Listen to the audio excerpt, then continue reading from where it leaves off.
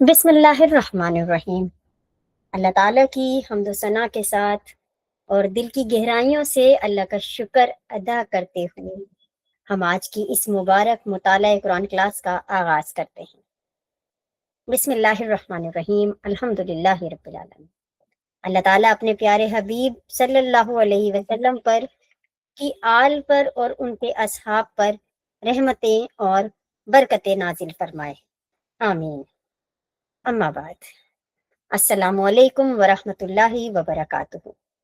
میں دل سے خوش آمدید کے ساتھ آپ تمام حضرات و خواتین کو مطالعہ قرآن کلاس میں ویلکم کہتی ہوں، اور اللہ کے شکر کے بعد میں آپ سب کا دل سے شکریہ ادا کرتی ہوں کہ آپ اپنی مصروفیت زندگیوں سے وقت نکال کر قرآن کے ساتھ جڑنے کے لیے یہاں موجود ہیں۔ آپ کا یہ وقت، یہ توجہ بے شک اللہ کے نزدیک بہت قیمتی ہے۔ ہماری یہ مطالعہ قرآن کلاس صرف قرآن کی تلاوت تک محدود نہیں ہوتی۔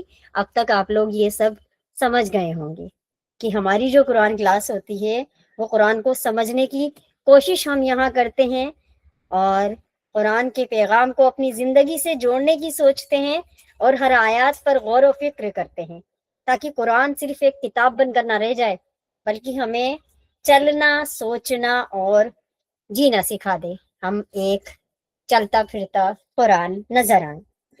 جیسے کہ آپ سب جانتے ہیں، مطالعہ قرآن کلاس میں ہم چیپٹر 15 کا مطالعہ کر رہے ہیں،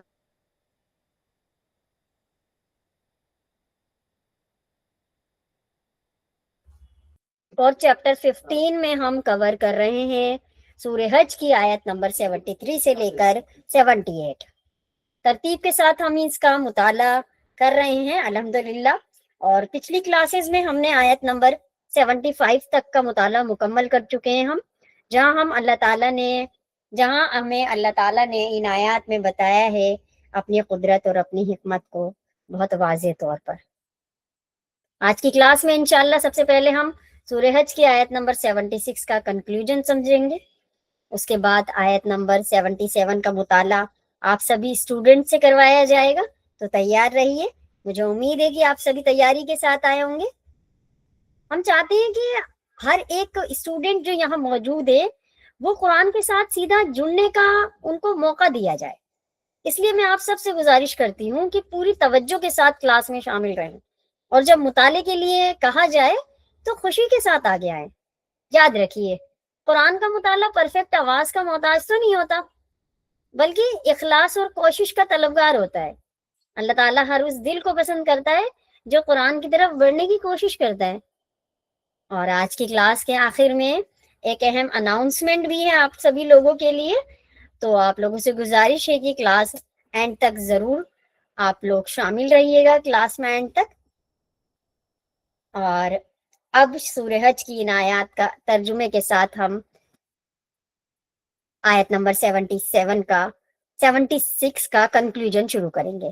تو گزارش ہے بھائی مواحد سے کہ وہ ترجمے کے بعد کلاس کو آگے کنٹینیو کریں گے۔ آیت نمبر 73۔ لوگوں، ایک مثال دی جاتی ہے، غور سے سنو۔ جن معبودوں کو تم خدا کو چھوڑ کر پکارتے ہو، وہ سب مل کر ایک مکھی بھی پیدا کرنا چاہیں تو نہیں کر سکتے، بلکہ اگر مکھی ان سے کوئی چیز چھین لے جائے تو وہ اسے چھڑا بھی نہیں سکتے۔ مدد چاہنے والے بھی کمزور، اور جن سے مدد چاہی جاتی ہے وہ بھی کمزور۔ ان لوگوں نے اللہ کی قدر ہی نہ پہچانی جیسا کہ اس سے پہچاننے کا حق ہے۔ سچ تو یہ ہے کہ قوت اور عزت والا تو اللہ ہی ہے۔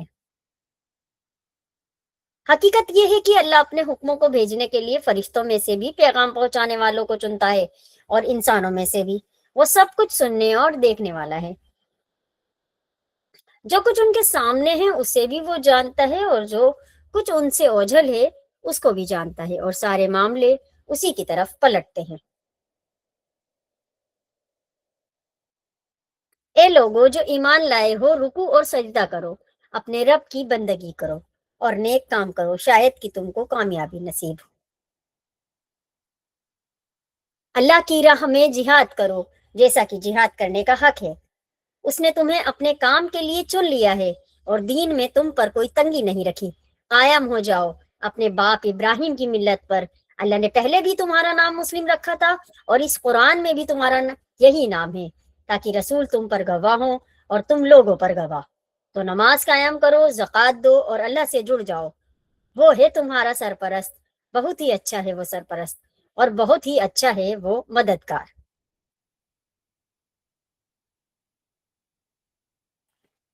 अस्सलाम वालेकुम वरहमतुल्लाहि वबरकातुहू। वालेकुम अस्सलाम वरहमतुल्लाहि वबरकातुह।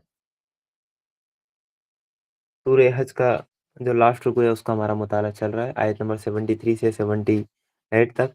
और इस रुकू के ताल्लुक से एक बात यह है कि पूरे कुरान की दावत का ये खुलासा है कि कुरान क्या पैगाम लोगों को देना चाहता है। और कुरान की दावत के भी दो पहलू हैं, एक है दावत आम यानी जो तमाम इंसानों को है, और दावत आम है ईमान की दावत। असल में ईमान जो मजमुआ है वो तीन चीज़ों के मजमुए को ईमान कहते हैं, ईमान बिल्ला, ईमान बिल रिसालत, ईमान बिल आखिरत। इन तीन चीज़ों से मिलकर ईमान बनता है। इन्हीं इन्हीं तीन चीज़ों पर ईमान लाना हर इंसान के लिए फ़र्ज़ है। और उसके बाद एक है दावत ख़ास जो कि आयत नंबर 77 और 78 में है। ये असल में अमल की दावत है, यानी जो लोग ईमान लेकर आ गए उनको फिर अमल की दावत अल्लाह ताला ने इसमें लास्ट में दी है। अभी तक जो हम मुताला कर चुके हैं वो ईमान बिल्लाह पे हमने आयत देखी, आयत नंबर 73 और 74 बड़ी जामे आयत है ईमान बिल्लाह पे कि अल्लाह को छोड़कर तुम जिनको भी पुकारते हो वो सब एक मक्खी भी पैदा नहीं कर सकते, आप जो उनकी इबादत करते हैं। और उसके बाद अल्लाह ताला ने लोगों से वो शिकवा किया था कि इन लोगों ने अल्लाह ताला की कद्र ही ना पहचानी जैसा कि उसके पहचानने का हक था। और आयत नंबर 75 जो डील करती है वो ईमान बिल रिसालत को डील करती है। अल्लाह ताला ने इसमें बता दिया था कि इंसानों तक पैगाम पहुंचाने के लिए अल्लाह ताला ने जो तरीक़ेकार इख्तियार किया है, जिसमें इंसानों का इम्तिहान भी बरकरार रहे और अल्लाह ताला का पैगाम भी इंसानों तक पहुंच जाए, तो वो सिर्फ एक ही तरीका था, वो तरीका था रिसालत का। इसके अलावा कोई तरीका नहीं है ऐसा कि जिसमें लोगों का इम्तिहान बरकरार रहे और साथ साथ अल्लाह का पैगाम भी लोगों तक पहुंच जाए। हम देखते हैं कि अल्लाह ताला अगर डायरेक्ट हर लोगों को आकर बता देते अपना कलाम, अपनी हर लोगों से डायरेक्ट अल्लाह ताला बात करते हैं, तो फिर इम्तिहान किस चीज़ का? हर लोग उन पर ईमान मतलब कि लेकर आते। या अल्लाह ताला हर किसी के पास एक किताब उतार देता, जैसे कि मुशरिकीन मक्का के एतराज़ होते थे, हर किसी पर एक किताब उतारता था, फिर उनका इम्तिहान कहाँ बचता? वो तो फिर अल्लाह ताला की इबादत वो करते ही करते। या अल्लाह ताला अगर फरिश्ते को भेजता, अगर ये पॉसिबिलिटीज़ नहीं है ईमान वालों तक अ, पैगाम पहुँचाने की, अगर फरिश्ते को भेजता तो बाद में आखिरत में इंसान उज़्र पेश कर देता, वो माजरत चाह लेता है, अल्लाह ताला तूने जो अहकाम उतारे हैं, अहकाम नाज़िल किए हैं, इस पर कोई इंसान नहीं चल सकता। तूने तो फरिश्ते के ज़रिए पैगाम भेज दिए, लेकिन इस पे तो कोई इंसान चल ही नहीं सकता था, इसलिए अल्लाह ताला ने इंसान को ही पैगंबर बनाकर, रसूल बनाकर भेजा ताकि लोगों के पास कोई हुज्जत बाकी ना रहे आखिरत में। वो पैगंबर बाकायदा जो पैगाम अल्लाह ताला की तरफ से आता है उस पर अमल करके भी दिखाते हैं और एक सोसाइटी तामीर करके वो जाते हैं ताकि लोगों के पास ये हुज्जत बाकी ना रहे।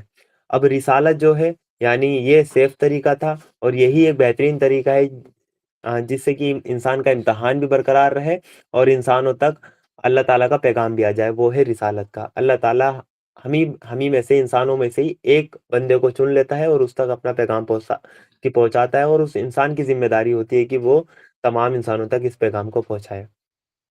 इसकी भी ईमान बिल रिसालत में 2 कड़ियाँ हमेशा रही हैं। एक कड़ी है अल्लाह ताला ने डायरेक्ट पैगंबर को पैगाम नहीं दिया, अल्लाह ताला से जो पैगाम लिया है वो लिया है फरिश्ते ने। यानी ईमान बिल रिसालत में एक कड़ी हो गई अल्लाह से फरिश्ते की, ये एक कड़ी हो गई। और फरिश्ते ने ये पैगाम पहुँचाया रसूल को, जो कि इंसानों में से ही एक सिलेक्टेड पर्सन है, एक सिलेक्टेड इंसान है, जिन्हें अल्लाह ताला ने चुना है। फरिश्ते ने पैगाम पहुँचाया रसूल को, तो ये हो गई रिसालत की दूसरी कड़ी। यानी पहली कड़ी अल्लाह से फरिश्ता और दूसरी कड़ी फरिश्ते से रसूल। ठीक है, अभी तक अल्लाह के रसूल सल्लल्लाहु अलैहि वसल्लम के आने से पहले तक जो अंबिया इकराम, जो तमाम रसूल दुनिया में आए, जो तमाम नबी दुनिया में आए हैं, उन सब इन्हीं 2 कड़ी थी रिसालत की कि अल्लाह ताला से पैगाम लिया फरिश्ते ने और फरिश्ते ने रसूल तक पहुँचा दिया और रसूल की ज़िम्मेदारी थी कि उसको अपनी उम्मत तक पहुँचाए। क्योंकि एक रसूल की तालीमात अगर मिटती थी तो अल्लाह ताला दूसरे नबी को भेज दिया करता था, उनके बाद फिर नबी को भेज दिया करता था। तो ये रिसालत की कड़ी हमेशा 2 ही रही है, लेकिन अल्लाह के रसूल सल्लल्लाहु अलैहि वसल्लम क्योंकि आखिरी नबी हैं और इनके बाद कोई नबी नहीं आने वाला, इसलिए अल्लाह ताला से पैगाम फरिश्ते ने लिया, फरिश्ते से فرشتے نے ہمارے نبی محمد صلی اللہ علیہ وسلم تک پہنچایا اور ہمارے نبی نے امت تک پہنچایا. اب وہ قیامت تک کوئی نبی نہیں آئے گا تو کیا یہ رسالت کی کڑی ختم ہو گئی؟ رسالت کی تو دو ہی کڑیاں تھی، اللہ سے فرشتہ، فرشتے سے رسول. رسول نے لوگوں تک پہنچایا، رسول دنیا سے چلے گئے اور قیامت تک کوئی آنا نہیں ہے. تو رسالت کی ایک تیسری کڑی ہے جو یہاں پر جڑ جاتی ہے، وہ ہے امت مسلمہ. رسول نے یہ پیغام امت مسلمہ کو دیا اور اللہ تعالیٰ نے ہمیں چن لیا ہے. آیت نمبر 78 میں اللہ تعالیٰ نے وہ یہی بات کہی ہے کہ ہم نے تمہیں اپنے کام کے لیے چن لیا ہے. ہوستواکم، تم چنے گئے ہو اس کام کے لیے، اللہ تعالیٰ نے تمہیں سلیکٹ کیا ہے. تو یہ رسالت، یہ اللہ تعالیٰ کا احسان ہے، ہم پر کرم ہے کہ اللہ تعالیٰ نے جو رسالت کی کڑی میں ہے وہ ہمیں داخل کر لیا، ہمیں سلیکٹ کر لیا. رسالت کی کڑی میں ہمیں اللہ تعالیٰ نے جوڑ لیا. اور یہ ہماری ذمہ داری ہے کہ ہم اب اس رسالت کا، جو رسالت کی کڑی میں اللہ تعالیٰ نے ہمیں جوڑا ہے، اس کا ہم حق ادا کریں اور اس پیغام کو ہم باقی انسانوں تک ہم اس کو لے کر کہ پہنچے. یہ ہے ایمان بالرسالت، رسالت پر ایمان. اللہ تعالیٰ نے اس امت کے جو امتی ہیں ان کو نبیوں والا کام اب سونپ دیا ہے، یہ اب ہمارا کام ہے. اس آیت پہ ہمارا مطالعہ ہو چکا تھا اور اب ہم چلتے ہیں آیت نمبر 76 کی طرف. اور کہ جیسا کہ اس کا ترجمہ آپ کے سامنے، کہ جو کچھ ان کے سامنے ہے اسے بھی وہ جانتا ہے اور جو کچھ ان سے اوزل ہے اس کو بھی وہ جانتا ہے اور سارے معاملے اسی کی طرف پلٹتے ہیں. اس آیت میں جیسا کہ شروعاتی 4 آیتیں ہیں اس آخری رکوع کی، آیت 73 74 میں ایمان باللہ کی بات ہوئی، اللہ تعالیٰ پر ایمان کی. آیت نمبر 75 میں ایمان بالرسالت کی بات ہوئی. اب آیت نمبر 76 ہمارے سامنے ہے جس میں کہ ایمان بالآخرت کی بات ہو رہی ہے کہ آخرت پہ ایمان لاؤ. یہ جو آیت کا ترجمہ ہے اسے دیکھ کے یہی لگتا ہے کہ ہاں بات آخرت کی ہی وہ چل رہی ہے، یہاں سے آخرت کا کانسیپٹ ہمیں ملتا ہے. یعنی اللہ تعالیٰ تم سے ایک دن پوچھ گچھ کرے گا، جو کچھ بھی تم کرتے ہو، جو کچھ تمہارے سامنے ہے اسے بھی وہ جانتا ہے اور جو کچھ تم سے اوجھل ہے اس کو بھی وہ جانتا ہے اور سارے معاملے اسی کی طرف پلٹتے ہیں. وہ کس لیے پلٹتے ہیں، کس لیے اس کے سامنے ہے؟ تاکہ ایک دن ڈے آف ججمنٹ میں وہ تم سے پوچھ گچھ کرے، تم سے تمہارا حساب لے. یہ دنیا ہمیشہ رہنے کی جگہ نہیں ہے، ایک دن اس دنیا کو ختم ہونا ہے اور ڈے آف ججمنٹ پہ، قیامت کے دن میدان محشر میں ہم سب کو جمع کیا جائے گا اور ہمارا سب کا حساب کتاب ہوگا. اور جو وہاں پاس ہوگا وہ جنت میں داخل ہوگا اور جو وہاں فیل ہوگا وہ ہمیشہ کی جہنم میں داخل ہو جائے گا. یہی ہے ایمان بالآخرت. اس آیت میں آپ جیسا کہ ترجمے سے ہے، یہاں پہ ڈائریکٹ ایمان بالآخرت کا ذکر نہیں کیا اللہ تعالیٰ نے، بلکہ اشارتاً ذکر کیا ہے، کیونکہ جو کچھ ان کے سامنے اسے بھی وہ جانتا ہے، جو کچھ ان سے اوجھل ہے اس کو بھی وہ جانتا ہے اور سارے معاملے اسی کی طرف پلٹتے ہیں. تو یہ تو اشارتاً بات ہوئی نا آخرت کی، کہ ہاں اس کی طرف کیوں پلٹ رہے ہیں. ایسا کیوں ہے کہ اللہ تعالیٰ نے سورہ حج کے آخر میں اشارتاً بات کی ہے؟ کیونکہ اس کے پیچھے بڑا ہی سورہ حج پہ اگر کسی کی نظر ہے، سورہ حج اگر کسی نے پڑھی ہو تو اس کو یہ بات سمجھ میں آ جائے گی. اللہ تعالیٰ نے جو پہلا رکوع تھا سورہ حج کا، آیت نمبر 1 سے 10 تک، ایمان بالآخرت پہ بات کی ہے، ڈیٹیل سے بات کی ہے. اللہ تعالیٰ نے دلیلیں بھی دی ہیں اور لاسٹ میں اسی چیز کو اللہ تعالیٰ نے دوبارہ دہرایا نہیں ہے. یہ اللہ تعالیٰ کے کلام کی خوبصورتی ہے کہ لاسٹ میں اس چیز کو اشارتاً اللہ تعالیٰ نے ایمان بالآخرت کو بتا دیا ہے. آپ سورہ حج کا پہلا رکوع جب آپ دیکھیں گے، شروعاتی جو 10 آیتیں آپ پڑھیں گے، اس میں جو بات آپ کو ملے گی وہ ایمان بالآخرت کی ہی ملے گی. اس کی آیت نمبر 5 میں پڑھ دیتا ہوں، سورہ حج کی آیت نمبر 5، جس سے ہمیں پتہ چلے گا کہ اللہ تعالیٰ نے کیا کیا دلائل آخرت کے دیے ہیں. یعنی کہ یہ دنیا ہمیشہ کی نہیں ہے، اس دنیا کے بعد ایک دوسری دنیا بنائی جائے گی اور وہاں انسانوں کا حساب کتاب ہوگا. اللہ تعالیٰ نے سورہ حج آیت نمبر 5 میں کہا، لوگو اگر تمہیں مرنے کے بعد کی زندگی کے بارے میں کچھ شک ہے، یعنی مرنے کے بعد کی زندگی ہے یا نہیں، اس کے بارے میں تمہیں کچھ شک ہے، تو تمہیں معلوم ہو کہ ہم نے تم کو مٹی سے پیدا کیا. یعنی فرسٹ مرتبہ آدم علیہ السلام کو اللہ تعالیٰ نے کس سے بنایا؟ مٹی سے. اور پھر اللہ تعالیٰ نے جو انسانی جو نسل ہے اس کو آگے بڑھانے کے لیے کہ نطفے کا سہارا لیا، پھر تمہیں، یعنی وہ نطفے سے، اور پھر وہ نطفہ جب ماں کے رحم میں جاتا ہے تو وہ پھر کی جائگوٹ ہوتا ہے، اس کے بعد ریپروڈکشن کے بعد کہ وہ لوتھڑا بن جاتا ہے خون کا. تو اللہ تعالیٰ نے کہا پھر خون کے لوتھڑے سے फिर गोश्त की बोटी से, जो शक्ल वाली भी होती है और बेशक्ल भी। ये हम इसलिए बता रहे हैं ताकि तुम पर हकीकत खोल दें। ये अल्लाह ताला इसलिए बता रहा है ताकि तुम पर हकीकत खोल दें। और हम जिस नुत्फे को चाहते हैं एक खास वक्त तक रहमों में ठहराए रखते हैं, फिर तुमको एक बच्चे की सूरत में निकाल लाते हैं, फिर तुम्हें पालते हैं ताकि तुम अपनी पूरी जवानी को पहुंचो। और तुम में से कोई पहले ही वापस बुला लिया जाता है और कोई बहुत बुरी उम्र की तरफ फेर दिया जाता है, ताकि सब कुछ जानने के बाद वो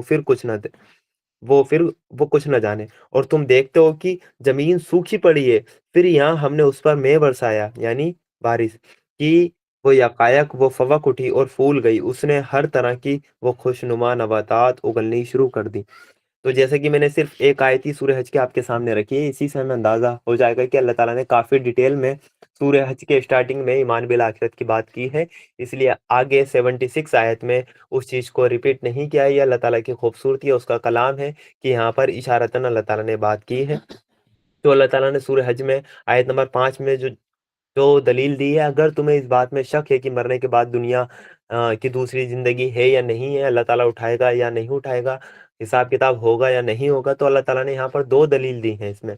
पहली कि इंसान अपनी पैदाइश पे गौर कर ले। इंसान नामुमकिन समझता है कि हम मरने के बाद कैसे उठ जाएंगे, हम रेजा रेजा हो जाएंगे, मिट्टी में हमारी हड्डी बोटी सब मिल जाएंगी, फिर हम कैसे जिंदा हो सकते हैं। तो अल्लाह ताला कहते हैं कि हम वैसे ही जिंदा करेंगे जैसे तुम्हें पहली मर्तबा हमने जिंदा किया है। या किसी चीज को पहली मर्तबा बनाना मुश्किल है, या उसको अगर उसको तोड़ कि मरोड़ दें दोबारा बनाना उसको मुश्किल है, तो हर कोई इंसान कहेगा पहली मर्तबा बनाना मुश्किल हो सकता है, दोबारा बनाना उस चीज को मुश्किल नहीं हो सकता। तो अल्लाह ताला ने यही दलील दी है कि तुम अपनी पैदाइश पे गौर करो कि हमने तुम्हें कैसे पैदा किया है, एक नुत्फे से जो माँ के रहम में ठहरता है, और उससे माँ के पेट में कैसे पूरा बच्चा बनता है, उसकी क्या क्या स्टेजेस है, अल्लाह ताला ने उसके बारे में बताया कि तुम गौर फिक्र तो करो, तुम्हारा उसमें क्या दर्जा है। तो जो हम ये काम कर सकते हैं, तो क्या हम तुम्हें मरने के बाद दोबारा नहीं उठा सकते। और दूसरी दलील अल्लाह ताला ने ये दी थी आखिरत के ऊपर कि आप देखते हो ये सूखी पड़ी हुई जमीन है, जैसे ही इस पे पानी आता है, बरसात होती है, तुम देखते हो कि ये यकायक पवक उठती है, इसमें से पेड़ पौधे निकलते हैं। जो बंजर जमीन है कि जमीन कितनी सख्त है, उस पर अगर कोई हाथ मारे या उस पे गिरे तो उसका जो बॉडी है वो डैमेज हो जाए, लेकिन वही इतनी कठोर जमीन है, उसके अंदर से एक बीज अगर डालते हैं और एक कली उस जमीन को फाड़ कर बाहर निकालती है। जमीन के अंदर एक खूबी है, आप किसी भी चीज को उठाएं और उसको जमीन में दबाएं, तो क्या करती है जमीन, उसको खत्म कर देती है, उसको खा जाती है। आप इंसान को मतलब डाल देंगे तो वो इंसान को खा जाती है, खत्म कर देती है। आप लोहे को जमीन में आप दबाएंगे तो एक टाइम आएगा कि वो लोहे को भी खत्म कर देगी। लेकिन बीज एक ऐसी चीज है कि अल्लाह ताला कि ये कुदरत है कि हम बीज उस जमीन में डालते हैं जो कि इतनी कठोर है, तो वो उसको खाती नहीं, उसको डिस्ट्रॉय नहीं करती, बल्कि उसको बच्चे की तरह पालती है, और उसमें से ही वनस्पतियां निकलती हैं। ये दलील दी है अल्लाह ताला ने आखिरत की, यानी मरने के बाद दूसरी जिंदगी है।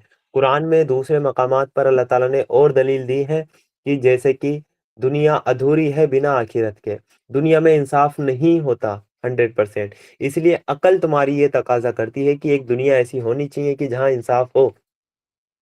दुनिया में एक इंसान ने 100 इंसानों का कत्ल किया, आप उसे ज्यादा से ज्यादा क्या सजा दे सकते हैं, वो हद से हद क्या सजा उसको दे सकते हैं, एक ही बार मार सकते हैं। तो क्या इंसाफ हुआ, उसने 100 आदमियों का कत्ल किया, आप दुनिया में उसको एक ही मर्तबा आपने उसको मारा, एक ही मर्तबा उसको सजा दी, तो बाकी 99 आदमियों के साथ तो कोई इंसाफ नहीं हुआ। तो इसका मतलब क्या, अक्ल खुद तकाजा करती है कि जो रब इतनी बड़ी कायनात को बनाने वाला है, उस रब ने इस कायनात में इंसानों के हाथ में बागडोर दौड़ रखी है, तो जरूर एक दूसरी दुनिया होनी चाहिए कि जहां इंसानों का हिसाब किताब हो और वहां इंसाफ के साथ फैसला हो। दुनिया में हो सकता है कि मुजरिम की जुर्म करके बचकर निकल जाए, लेकिन आखिरत एक ऐसी है कि जहां उसको पता है कि वहां हर किसी के साथ इंसाफ के साथ फैसला होगा। तो ये है कि जो कुछ उनके सामने है अल्लाह ताला उसे भी जानता है, और जो कुछ उनसे ओझल है वो उसको भी जानता है, और सारे मामले उसी की तरफ पलटते हैं। क्यों पलटते हैं, ताकि तुमसे पूछगछ करे एक दिन। اور یہ जो जुमला है कि जो कुछ उनके सामने है उसे भी वो जानता है और जो कुछ उनसे ओझल है उसको भी वो जानता है। ये आयतल कुर्सी में भी आया है जुमला। आयतल कुर्सी में भी ये जुमला आया है, वो मैं आपके सामने उस आयतल कुर्सी का तर्जुमा रख देता हूँ। अल्लाह ताला ने कहा, अल्लाह हमेशा रहने वाली वो हस्ती है जो पूरी कायनात को संभाले हुए है, उसके सिवा कोई खुदा नहीं है। वो ना सोता है ना उसे ऊँग लगती है, और जमीन और आसमानों में जो कुछ है उसी का है। वो कौन है जो उसके सामने उसकी इजाजत के बिना सिफारिश कर सके? जो कुछ बंदों के सामने है, ये वही जुमला आ गया, ये वही आयत आ गई जो कि आयत नंबर 76 है। जो कुछ बंदों के सामने है उसे भी वो जानता है, और जो कुछ उनसे ओझल है उसे भी वो जानता है। ये आयतल कुर्सी में भी अल्लाह ताला ने इस जुमले का इस्तेमाल किया है, और यहाँ पर भी अलग से अल्लाह ताला इस जुमले को लाए हैं। और जैसा कि लोग अल्लाह के सिवा दूसरों की इबादत करते थे, वो ये समझ कर करते थे कि हम इनको खुदा नहीं समझते, ये अल्लाह ताला के यहाँ हमारी सिफारिशी हैं, ये मीडिएटर हैं। यही उनका असल वो शिर्क था। मुशरिकीन मक्का भी अल्लाह को मानते थे, लेकिन उसके साथ 360 बुत भी रख रखे थे, और कहते थे ये मीडिएटर हैं, ये सिफारिशी हैं। इसीलिए आयत नंबर 75 में भी इस चीज की नफी की गई है कि जो अल्लाह ताला के नेक लोग हैं, जो इंसान हैं, जो फरिश्ते हैं, ये अल्लाह ताला के रसूल हैं, पैगाम पहुंचाने वाले हैं। इनकी भी आप इबादत नहीं कर सकते, इनकी भी आप सिफारिश कि इनको भी आप की सिफारिशी वो ना समझे, इनको भी मीडिएटर ना समझकर इनकी इबादत की जाए, इसलिए अल्लाह ताला ने यहाँ जिक्र किया है। और इस आयत में ये बता दिया कि अल्लाह ताला ने जितनी भी दुनिया की छिपी जो मसलियतें हैं, वो अल्लाह ताला ही जानता है। अल्लाह ताला के सिवा कोई बंदा नहीं जानता। जिन लोगों को तुम अल्लाह ताला के यहाँ सिफारिशी समझ रहे हो, क्या उन्हें तुम्हारी जिंदगी का हर हर पहलू का इल्म है कि वो तुम्हारी सिफारिश करें? सिफारिश किसी की कौन करता है? मेरा एक दोस्त है, और वो मुझसे कहता है कि भाई मेरा ये काम करा दे, तेरी वहाँ जान पहचान है, तू मुझे तो अच्छे से जानता है, और जरा सोर्स लगा दे। ठीक है। और जहां मैं उसकी सिफारिश लगाने जाऊंगा, या जिस भी डिपार्टमेंट में मैं उसकी सिफारिश लगाऊंगा, तो जाहिर सी बात है वो सामने वाला बंदा मेरी बात पे भरोसा करेगा कि आप लाए हैं, आप ये जो इसके बारे में बात कर रहे हैं तो आप सही कह रहे होंगे, मुझे इल्म नहीं है, लेकिन आप लाए तो मैं आपकी सिफारिश कबूल करता हूँ, और मैं इनको ये जो इनका काम है ये हम कर देते हैं। यही तो होता है, आप किसी से सोर्स लगवाते हैं, सिफारिश लगाते हैं, इसमें यही तो होता है। जहाँ सिफारिश लगती है, सामने वाले को इल्म नहीं होता, वो तुम्हारी बात पे भरोसा करके उसका वो काम करता है, ये होती है सिफारिश। अब ये बताएं, अब जो अल्लाह ताला के यहाँ लोगों ने ये सिफारिशी ये समझ रखे हैं, और कोई जाएगा अल्लाह ताला के यहाँ, ये अल्लाह ताला ये बंदा बड़ा नेक है और ये ऐसा है, तो क्या अल्लाह ताला को उसका इल्म नहीं है? अल्लाह ताला के यहाँ कोई सिफारिश लगा सकता है? आयतल कुर्सी में अल्लाह ताला ने कहा है कि कोई नहीं है कि बिना उसकी इजाजत के, अल्लाह की इजाजत के, उसकी बारगाह में कोई सिफारिश भी कर सके। सिफारिश भी वो करेगा जिसको अल्लाह ताला इजाजत देगा, और उसकी सिफारिश कबूल करेगा जिसकी अल्लाह ताला चाहेगा। अल्लाह के रसूल सल्लल्लाहु अलैहि वसल्लम की सिफारिश करेंगे, हर किसी की सिफारिश अल्लाह के रसूल सल्लल्लाहु अलैहि वसल्लम वो सिफारिश करेंगे अपनी उम्मत के हक में, क्योंकि अल्लाह ताला वो उन्हें हुक्म देगा, और आखिर में अल्लाह ताला कह देंगे कि बस मेरे महबूब बस, अब सिफारिश कबूल नहीं। अल्लाह के रसूल कहेंगे मेरी उम्मत के लोग अभी रह गए हैं, तो फिर उनको जवाब मिलेगा। सही बुखारी में ये हदीस है कि अब आपका अब सिर्फ वही लोग रह गए जिनको कुरान ने रोक लिया, यानी जो कुरान है वो भी रोकेगा।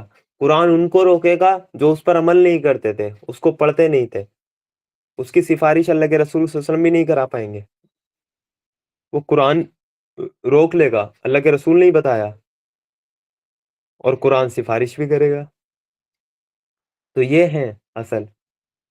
ठीक है, तो इसलिए अल्लाह ताला ने ये कहा कि जो कुछ उनके सामने है उन उसे भी वो जानता है। अल्लाह ताला जानता है जो कुछ उसके उनके सामने, और जो कुछ उनसे ओझल है उसे भी वो जानता है। उसको क्या आप सिफारिश लगाएंगे?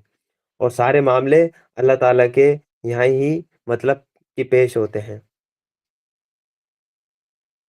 और अल्लाह ताला हर चीज पे कादिर है। इसलिए तुम अल्लाह ताला से ही मांगो, क्योंकि सारे मामले उसी के सामने पेश होते हैं। आप अपनी हाजत आप सिफारिशियों के पास क्यों लेकर जाते हो? آپ اللہ تعالیٰ کے پاس رکھیں، اللہ تعالیٰ سے ہی مانگا جائے، اللہ تعالیٰ کی بارگاہ میں ہی سارے معاملات پلٹتے ہیں، وہی تمہاری سنے گا، وہی تمہاری دعا کو قبول کرے گا، تو سارے معاملے اسی کی طرف پلٹتے ہیں۔